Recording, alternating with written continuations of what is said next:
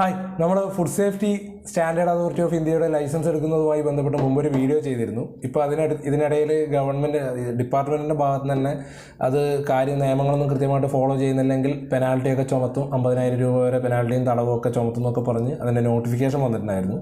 അപ്പോൾ പല ആൾക്കാരും അത് രജിസ്റ്റർ ചെയ്യാൻ പോകുമ്പോൾ ഇന്നലെ മുതൽ അതിൻ്റെ സൈറ്റിൽ അത് കിട്ടുന്നില്ല എന്നുള്ള പരാതി പറഞ്ഞിട്ട് പല ആൾക്കാരും വിളിച്ചിട്ടുണ്ടായിരുന്നു. അപ്പം ആ പരാതിയുടെ അടിസ്ഥാനം എന്ന് പറയുന്നത്, മുമ്പ് നമ്മൾ രജിസ്ട്രേഷനും അതുമായി ബന്ധപ്പെട്ട ഫോർമാലിറ്റീസും ചെയ്തുകൊണ്ടിരുന്നത് food safety food licensing and registration system എന്ന് പറഞ്ഞിട്ടുള്ള വെബ്സൈറ്റിലാണ് നമ്മൾ കാര്യങ്ങൾ ചെയ്തിട്ടുണ്ടായിരുന്നത്.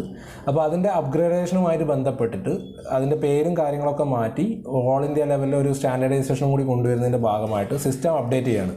അപ്പോൾ ഇനി മുതൽ നമ്മൾ ഇത് അറിയപ്പെടാൻ പോകുന്നത് ഫുഡ് സേഫ്റ്റി കംപ്ലയൻസ് സിസ്റ്റം എന്ന് പറഞ്ഞിട്ടുള്ള സിസ്റ്റത്തിലേക്ക് മാറുകയാണ്.